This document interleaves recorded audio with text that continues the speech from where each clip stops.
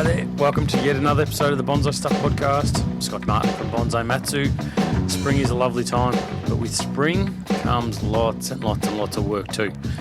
Some you might think is easy, some you might think it's hard, but others you might avoid.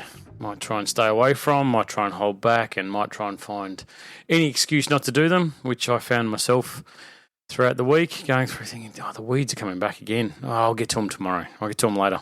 Anyway, I just said to myself, just do it. Just start somewhere. So I just want to, I suppose, provide some kind of focus for you too, where if you are listening and it's spring and things are, you've got jobs around the yard, around the bonsais that you are avoiding or putting off or delaying, just do it. Just start one. Just pick an easy one and start it. I've noticed as I'm walking through the yard, there's a lot of caterpillars around at the moment. They are loving it. I had a few aphids around the place as well, but caterpillars seem to be popping up left, right and centre. So it's that time. It's that time again for me to take action to protect the trees, that delicate new growth. I want to make sure that when it comes to my plan, my process, harnessing that spring strength, I want to make sure that it's not set backwards or that I'm not able to achieve what I want to achieve just because of some pesky little caterpillar wants to get in there and munch on as many leaves as he can. There's plenty of leaves around the yard. Just leave the bonsai alone. So I'll be taking action on that. I've already started, but I will take further action to eliminate those caterpillars from the yard. So it's just, like I said, just a nice reminder to start the podcast with. Spring is busy. There's lots to be done. It's almost daily as well. You know, the managing of the growth that we talked about last week with the deciduous development, and whether it's pinching or it's pruning or whatever it is, there's always something to do in spring. It's just a busy time. So don't put off what can be bloody super important to the bonsai, especially at this time of the year. All right, so this episode of the podcast, I'm going to continue on with deciduous development part 2. And focus on a few other things that I'm doing with my trees around now. I'm going to focus heavily on the spring kind of time that I'm working with, but there will be others that stretch out into summer and autumn and winter. What I'm doing around those times. But I want to start off or kick off the podcast with talking about fertilising strategies in spring. It's really important, fertilising. You're better off doing it slightly wrong than not doing it right or not doing it at all. But there's a focus, there's a mindset, there's a thought process that I go through when it comes to fertilising all my trees, but zooming in on deciduous at this time of the year. What am I trying to achieve? How am I going to achieve it? And how's fertilising going to be one of these key strategies that I can use to implement that, to make sure that I get what I want and the tree gets what it wants as well. So we'll start off with that, and then we'll talk about some other things like wound management and that sort of thing in the podcast a little bit later on. But for now, settle back, listen in, and let's get stinky.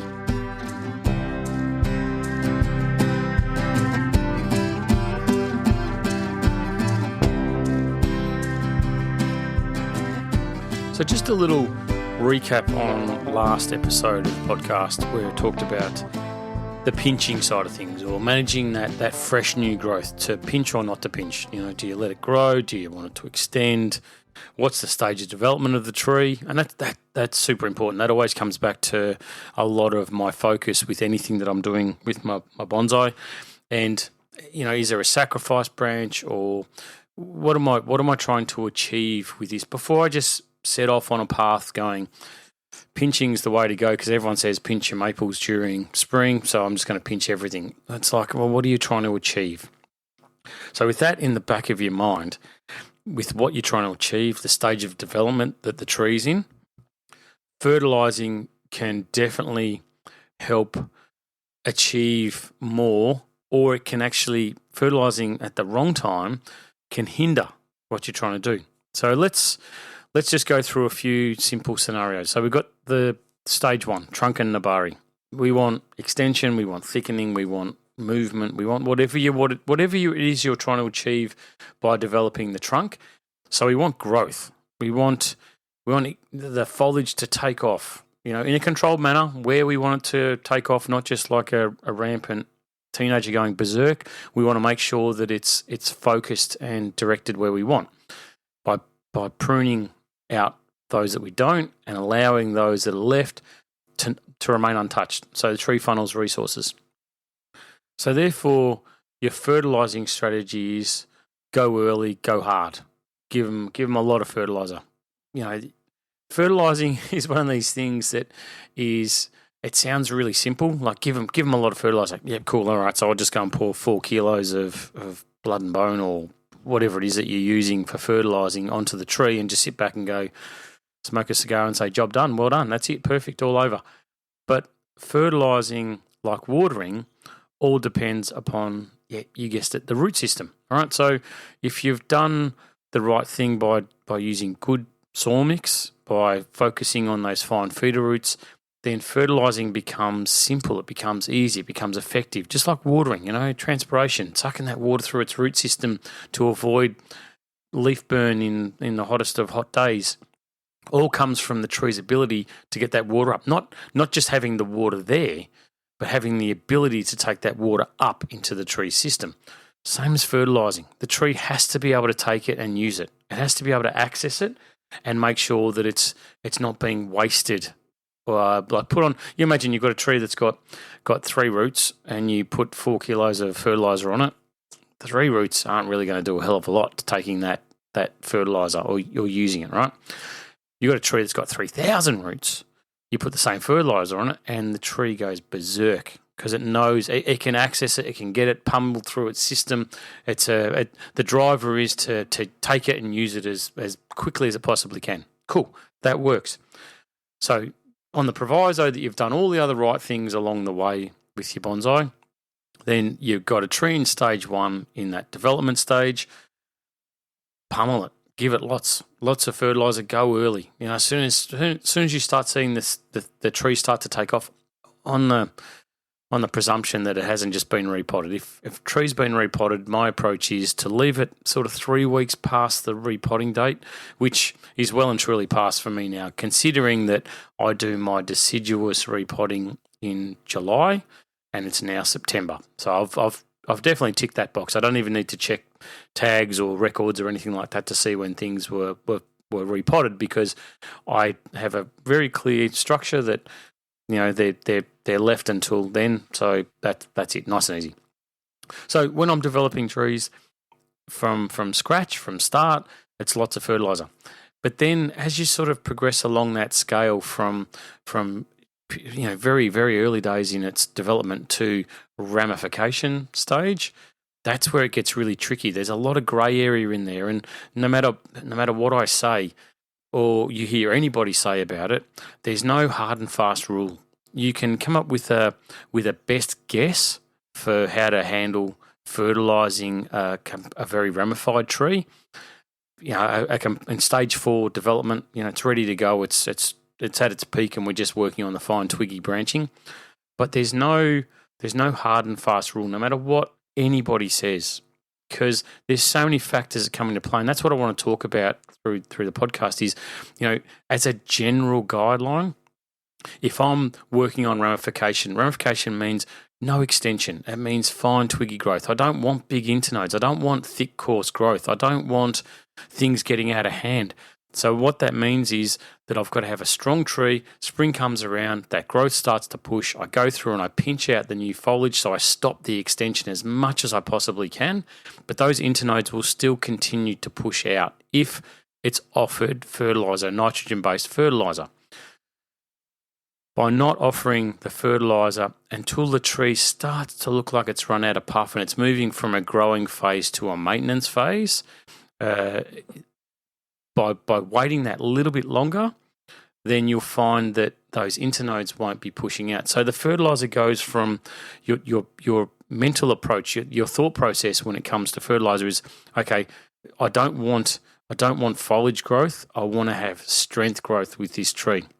I want it to be nice and healthy. I want it to thrive. I don't want to weaken this thing by not fertilizing it. But when's the right time? Because if you go too early on a tree that's pushed its leaves out and you've gone through and you've taken out that new growth and you still provide the fertilizer to it, then those internodes start to push out and you destroy the spring's growth.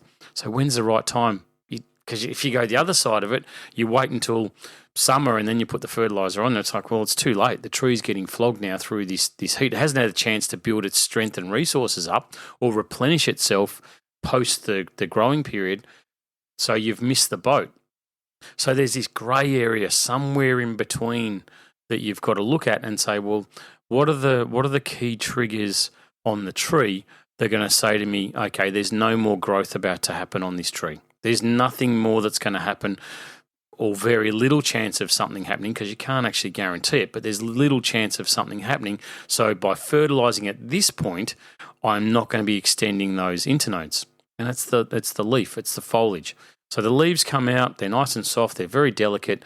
You keep them in an exposed environment, they start to develop a waxy coating on top of the leaf, so they are able to survive through the heat of summer that the tree knows is coming somewhere in the near future. So it starts to develop, and those leaves go from a vibrant colour, beautiful, it might have a red lining on it, it might be, a nice lime green colour, to a sort of more dull, an olivey sort of colour, and it just sort of looks not worn out. The leaves are still nice and new, but they've got that nice waxy coating, and you can feel the leaf. You can hold the leaf in your finger and your thumb and give it a bit of a rub, and you'll feel that it's a thicker leaf. So if you, on an area maybe that you're going to cut off now, just get a feel for what it's like when they're soft. They're very delicate. Like they've got next to nothing to them. They haven't built their structure inside the leaf yet. They haven't worked out a way to, or haven't had the time to build up these defense mechanisms that they need. So your fertilizing strategy for a tree that's in that refined stage is waiting until that leaf has got that waxy coating. All right, until the tree just goes, that's it, that's enough. I can't push anymore, which generally, and this is a very broad generalization, is about 2 months from the start of the growing season. All right, so for us, or for me, if I'm looking at September as the start of the growing season, as just now when the buds are all starting to pop out and I'm going through doing all that pinching process, generally, very generally, I will start the fertilizing regime for one of those trees around the November period. Okay, it's normally a couple of months after that period of pinching that you'll get to fertilize them. So that means that there's really 1 month of fertilizing during the spring period before we start getting into summer. All right, and that's really important. That's that building, that replenishment, that the topping the gas tank up again on the tree, so it can get into summer when it's going to be under pressure and stressed, and it's going to be completely flogged at some point later in summer as that weather gets really quite hot. You want to make sure that you've replenished the juice, so the tree can then go, right, I'm nice and strong again. So then it helps it handle whatever it's got to do. It's got to be on the positive side of the ledger rather than at the exhausted stage going into that summer period. Because when it gets too hot in the summer period, I know the first month of summer is not going to be, stinking hot. Normally it's not anyway, but once the temperature gets above a certain point, the trees will head into a dormancy period, which is when everything starts to stop, like what it does in winter, but maybe it's on and off during that summer period. As it gets too hot, the tree goes, right, that's it, collapse the system, just hold still, let's just get through this, and when it starts to get the other side of this warm weather, then we'll come back. But it's important that with your fertilizing strategy that you are focused on building that tree's strength up. All right, so that's the two examples. We've got tree at the start of life and tree at ramification point. One is go hard, go early. The other is just wait. Let the thing get its growing beans out and make sure that it's achieved what it's wanted, what you want it to do.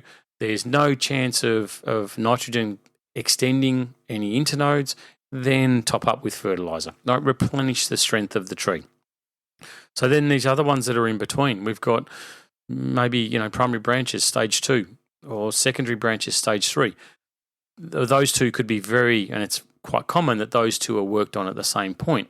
So you're wanting to get a good push of sacrifice branch, and you're pruning on the secondary branches. Let them extend out 5 or 6 shoots, then you're coming back. So internode length is important, but it's not the be all and end all. So your fertilizing strategy during those will be to go in maybe not quite as hard as what you would when you're developing the trunk of the tree, but just be consistent with it. I use the tea bag method. It's really simple. It's easy. It's measurable. So if I'm, let's put some figures on this. If I'm going in and I'm developing a trunk on a tree, let's say I put, 4 bags per month at stage 1 for the trunk. When I'm developing the primaries and the secondary branches, it might be 2 bags per month, just as a measure. When I'm doing the ramification stage of things, and all I'm doing is looking at a top up come later in spring, around the November period, as I said, it might be 1 to 2 bags during that period, just to top things back up again, because I don't want the tree to get out of control, just in case there is going to be a second flush of growth. I want to just, maybe 1 or 2 bags just to boost things back up and say, here you go, buddy, here's something for you just to get you going. So that's the sort of scale when you work on those stages of development, which I reckon they're a game changer for me. Whenever I look at my trees, it's really quick and really simple.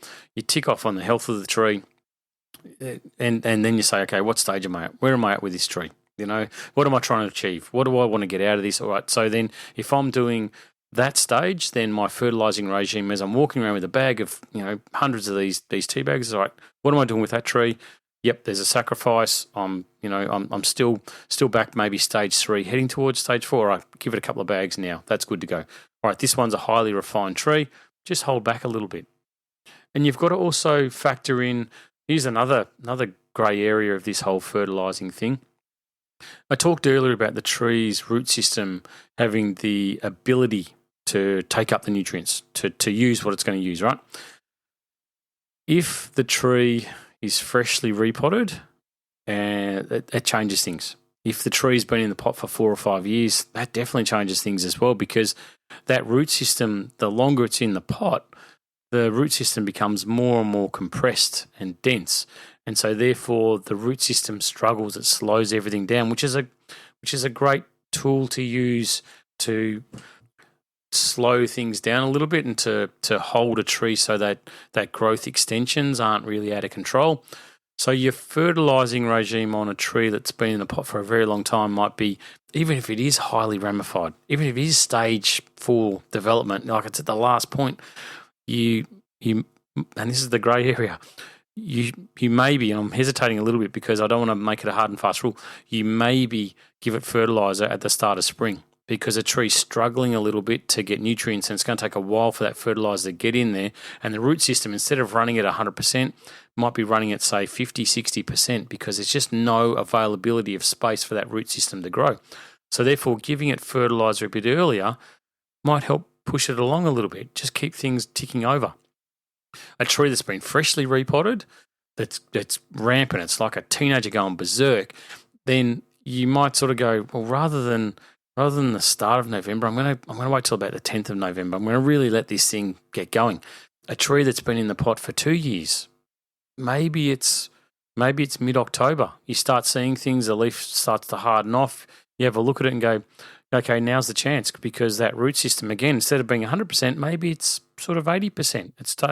It's worked really well. It's done its job. It's grown aggressively.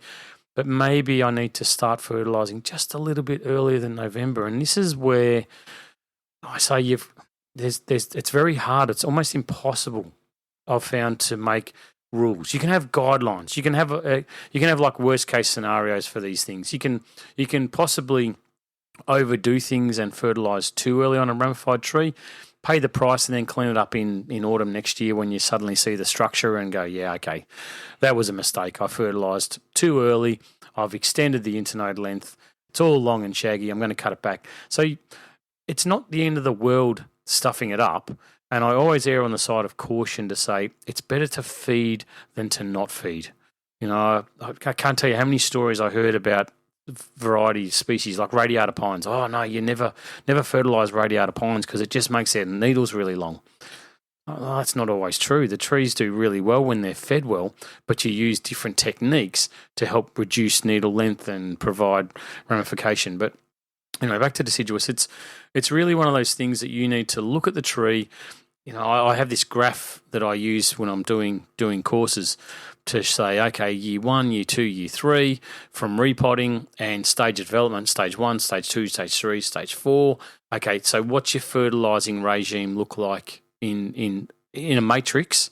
What's roughly the plan going to be for your fertilising regime? And that's the best you can get. It's a guide. It's really up to you, the person that knows that tree the best, that spends so much time with them, that loves them and they love you back, to go, okay, what do you need, buddy? What right now? What can I do to help you? What can I do to get us together as a team to that next stage, to take the step forward that really I want to take, and the tree wants to take as well. The trees get happy, healthy. They're photosynthesizing like crazy when they've got lots of foliage on there, and they're just content that the world's they're in a protected environment where you give them everything they need. They'll live a lot longer as a bonsai than they will in the ground because you are protecting them. You're the carer, and you need to take that knowledge or the information that you've got on that tree that's been in your care and go, okay, well, I think this is right. Will it always be right? Most likely not. But it's going to be something that's far better than just going, okay, it's the 1st of September, I'm going to go and put tea bags on, 100 tea bags on every single tree because I want lots of growth. Do you really want lots of growth, though? Is that what the plan calls for? This plan that I yabber on about every second of every podcast, is that what that plan's calling for? Most likely it's not. Sometimes yes, sometimes no. So you need to really get your head around that stage of development, how long it's been in the pot for, how's the tree going to respond to certain things, and then your fertilising is just another tool that we can use that'll help you take that tree from where it is right now to the next stage and beyond.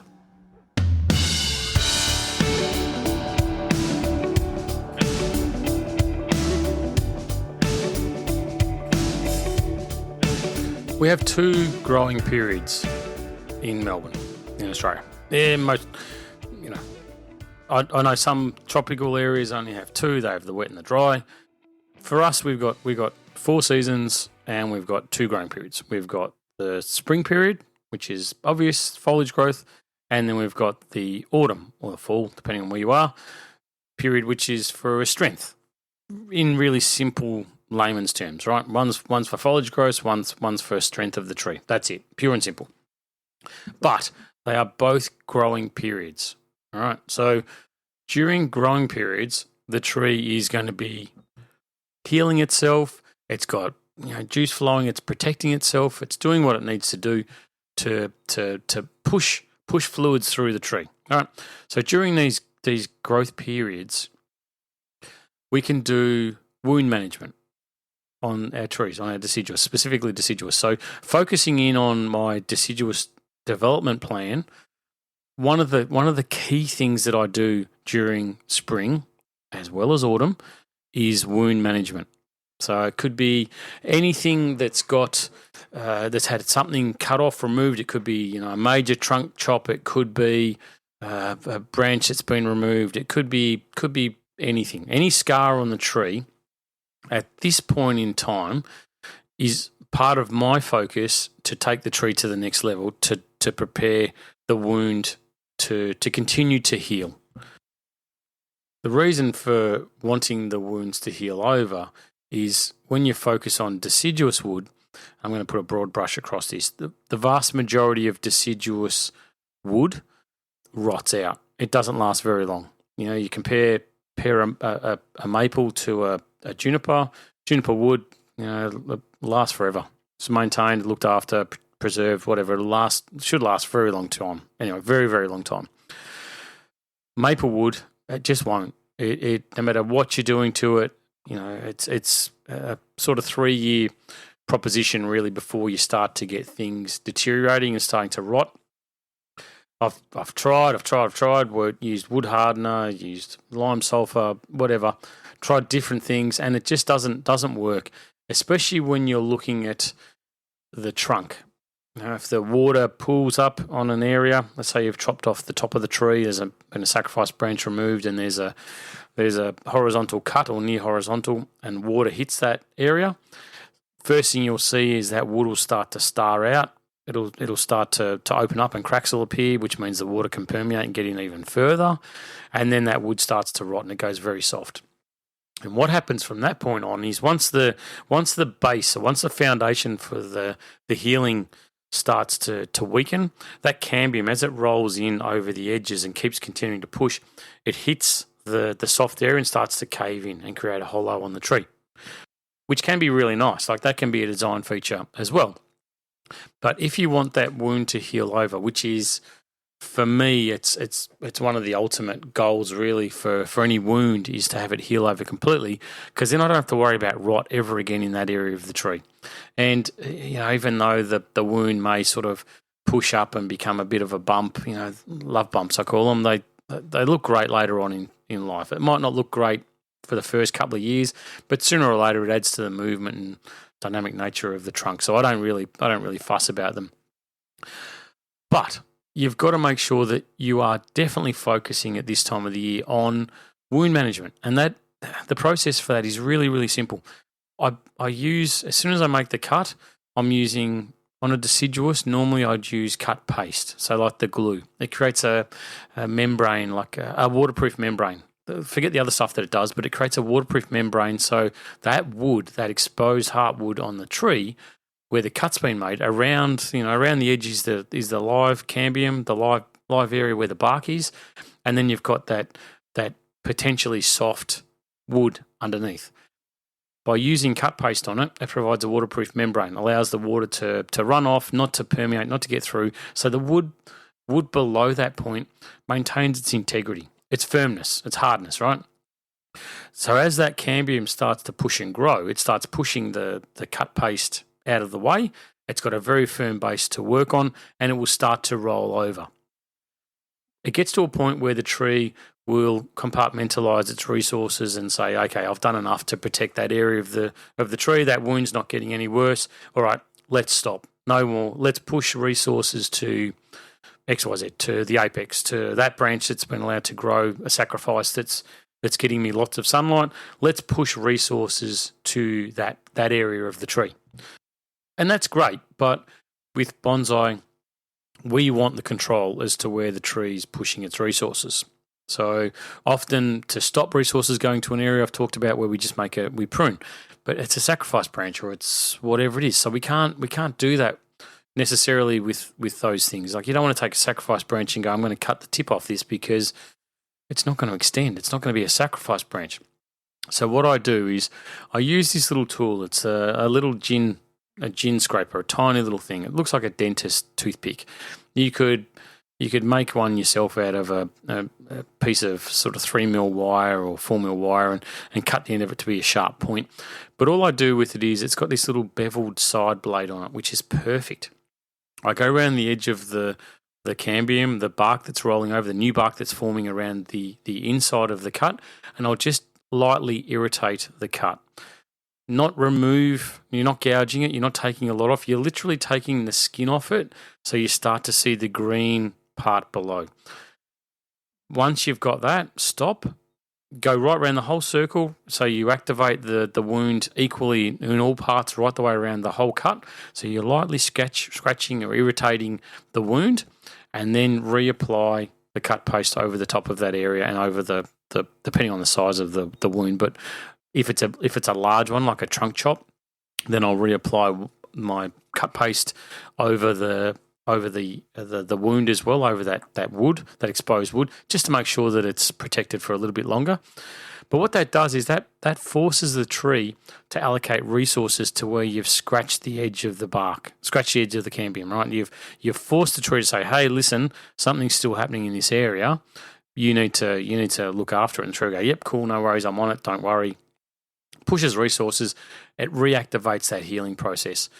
So where in normal times, if you just made a cut and left it alone, not applied your protective paste or putty or whatever it is to it, yeah, sure, the tree may heal over, but for a deciduous, more than likely that wood's going to start to rot out. You'll end up with a little hollow in there. Can be a nice design feature, but you don't want, for me, I want to protect the integrity of the entire structure of the tree. And, forever's a long time if you've got a rotten core on the tree. So I try and do what I can for anything that's bigger than, sort of a 5-cent piece, especially to make sure that it's healed over as quick as it possibly can be. So anything bigger than about a centimetre, and I'm all over it. And you'll find that younger trees, you may do this once. You may not even need to do it. Like, it may heal over so quickly by itself. But as you get towards older trees, as they start really, really getting some serious age to them, they slow down, and wound healing can take 5-10 years, more maybe, depending on the size of the wound. It could be something that you're working on forever. You 1 year you might get, when you first start doing it, you might get, maybe 5 millimeters of growth coming through. 10 years down the track, you might get, a millimeter, maybe half a millimeter. But it's one of those things that you've got to persist with. You've got to stick at, and ultimately your tree will get the benefit of the work that you've done. But it's during the growing periods. You don't want to do something like this. It's like repotting your trees in the heart of winter, or pruning your deciduous in the heart of winter when they're dormant, not during a growing period. What happens is the tree just oozes sap. It doesn't do anything. The tree system isn't active. It's just it's pumping out juice. So I always make sure that whenever I'm doing something like this, it's during a growing period. And depending on the sort of growth that you get on this cambium rollover, this wound healing, spring, you may also do it in autumn. If I find that it's on an older tree and I've got very minimal spring new growth on that wound, then when it comes to autumn, I won't do it. Or if I haven't done it in spring, then I will definitely do it in autumn. It just depends on the amount of growth that I'm getting in that area. But it's something that you've got to consistently be on top of, because it dictates to the tree, hey, something's happening, something's irritating this part of the tree. Push resources there, heal that wound over. And wound management is critical to successfully developing your deciduous bonsai.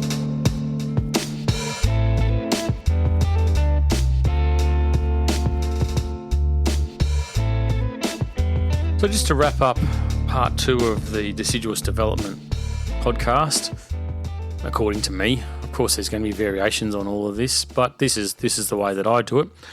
Because I was talking about wound management during the growing periods, I also take that time to be when I'm looking at doing my major cuts. When that's a really common question I get asked. When do you cut off serious branches? Like, if you've got to do this reduction, when's the right time for that? And simple response for me is I do it when the tree can heal the wound that's going to get made, and it's got to be an active period for the tree. So it can be spring, or it can be a certain part of autumn. I wouldn't leave it too late in autumn towards the dormancy end, but let's just focus on spring. Now's the time that I would be going through saying, all right, that sacrifice branch, I can get rid of that. Let's cut it off. There's no point in the tree pushing a heap of resources to it and tackling that issue, in 2 months' time. If it's achieved what I want it to achieve, now's the time I get in there with my saw, large branch cutters, whatever it is, and I'd be working on that area of the tree, because I know that once I've made that cut, the tree is going to go into preservation mode, and it's going to start saying, okay, allocate resources. Let's fix that up, as well as growing all this foliage. Let's just go berserk. It's now that I would be doing that sort of thing. So major cuts, wound management, spring is especially this early part of spring about now is a really good time to get on top of it and start working with it. All right. Thanks for listening in. I appreciate the company as always. Appreciate the support. Appreciate the messages that come through. Hopefully, if you don't have deciduous, I don't know anyone that doesn't have deciduous in their collection, but if you don't, get yourself some. It's a lovely time, and it's such an exciting time seeing all that new growth come out. And I still have nervous moments where I look at the trees and go, "Are you going to wake up this year?" But they do. They definitely do. Some trees take a lot longer. Please don't be upset if you're this period into the early part of spring and your trees haven't shown movement yet, I've got that in my yard. I've got some that are in full leaf that have had their first haircut. I've got others that I'm looking at going, are they swelling those buds or are they staying static? Don't worry. It all happens. It'll all come about very soon. Weather patterns are a bit crazy at the moment. It's hot, cold, hot, cold. It's wet, dry, windy, whatever. It's that change of season. So things will certainly calm themselves down in the next few weeks and you'll be back on top of it.